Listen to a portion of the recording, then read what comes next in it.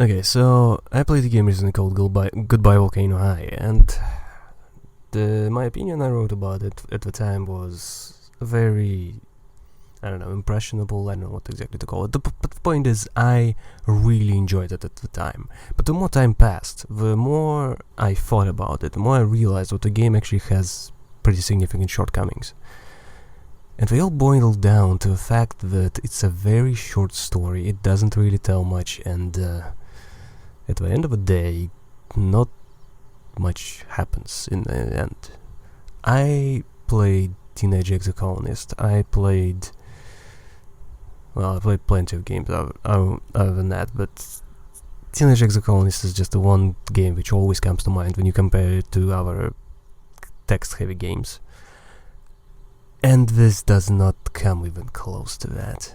I still think it should be remembered, it should be praised, but in any case, I just wanted to tell what my opinion is a little jaded. So, now the actual write-up. Okay, I recommend it. Damn, Okay, it's hell. What even is the genre of this? Interactive movie? Visual novel with barely any reading? It's not much of a game, of course there are choices, but that's whatever. I just really enjoyed this story, and that's all that matters. What is it about? A little glimpse into the teenage life of an androgynous dinosaur. Fang is just trying to make it, as an artist, a singer, a musician, and all they want is to stay happy with their friends forever. I can't exactly come up with a good way to put it. The story really doesn't sound like much, does it? It's a coming-of-age story. These always make me emotional. Yeah. What did I enjoy? These dumbasses. Honestly, the main character might be the blandest part of it. And they are goth pterodactyl, so the bar is pretty high. I'm joking, it's just a look.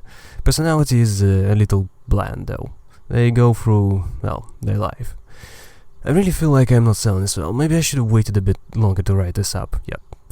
I just get really excited, and so I'll go into the rambling.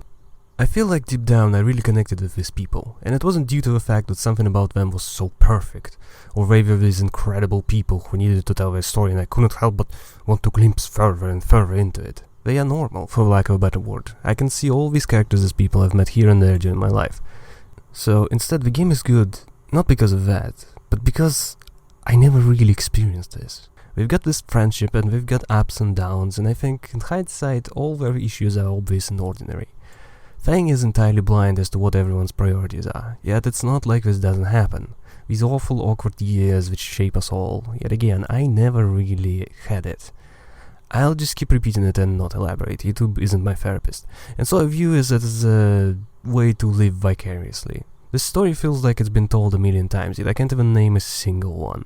A garage band stuck in their ways, parents treating a person as still just a little kid, actual success and then drama between members and everyone else. It's all so, I don't know, unoriginal, so human. I'd also especially praise Naomi, because she's this neurotic ball of stress and expectations, and she's just completely adorable. But everyone here has their part, and all of them are, well, great. And I really disliked all of them at the start. Well, except Naomi.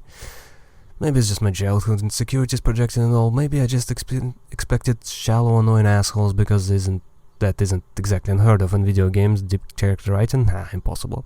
Everyone is either a cartoon villain or a perfect saint. Instead, all of them are genuine and had likable sides. And then that's not the entire story. I'm spoiling it, but this isn't the biggest deal. So, in the middle of it all, a huge event gets announced. I'll give a hint. Everyone in this is a dinosaur. And so a large part of these people's lives is now dealing with what is coming. For some it's not really that big a deal. It happens, too bad. It doesn't, oh well. For others, they are incapable of thinking of absolutely anything else. And that's the thing which I think is also extremely relatable nowadays. With the climate catastrophe looming on the horizon and seemingly entire disregard of anyone in a position of power for it, it seems like every single day we are getting closer and closer to the end. It's as if apocalypse is looming behind the corner, so what does it matter if our garage band makes it? What does going to college mean when we are all going to die any day now? What is even the point of it all? I really adore it.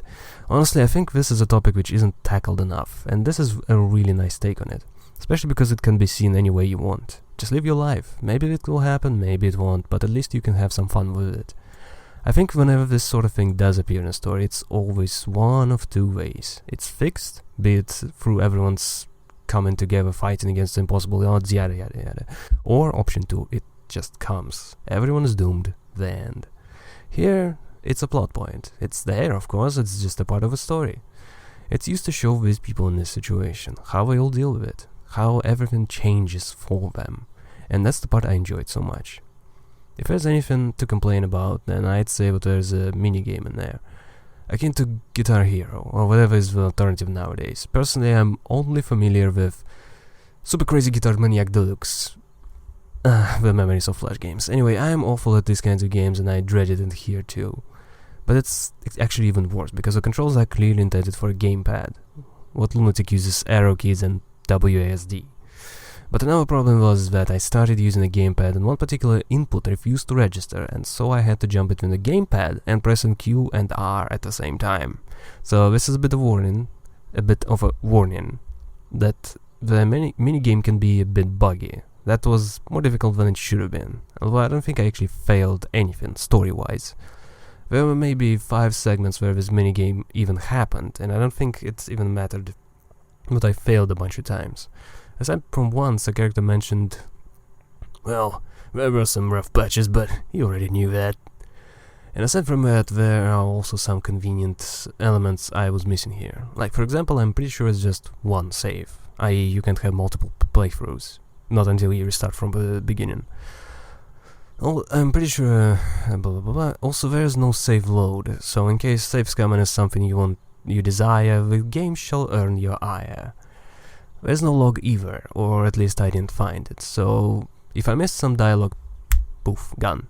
There were actually a few bugged spots when the dialogue just skipped. The character starts saying their line, subtitles appear for about a second, and then poof, gone. And then there were a lot of times, especially early, when the phone wasn't going away. It was clear what the conversation is over, but it just didn't go anywhere. I press the gamepad, a keyboard, click anywhere with the mouse, nothing. Then about 10 seconds later it suddenly wakes up without me doing anything. It's not a huge deal, but the game does seem like to have a handful of these weird bugs. I'm wondering if that particular one is some sort of loading happening behind the hood, and my hardware is just a little too old for it to be smooth. Either way, something to keep in mind. So, I'll recommend it. It's definitely one of those games which is gonna stay in my memory for a while, like Teenage Exocolonist or Pale Beyond. Different reasons for each, but it's a good one this time. Goodbye Volcano High is gonna live rent-free in my mind for as long as I am a miserable adult, wondering if something would have gone different if I'd had just the balls to follow my dreams in spite of whatever else is happening. So yeah, I think... Now, it's not that I disagree with any points I made here, but I do think I oversell the game a little bit. Maybe it's just me being a jaded adult and thinking that things were not as good as I remember them, even if they happened just recently. Oh well.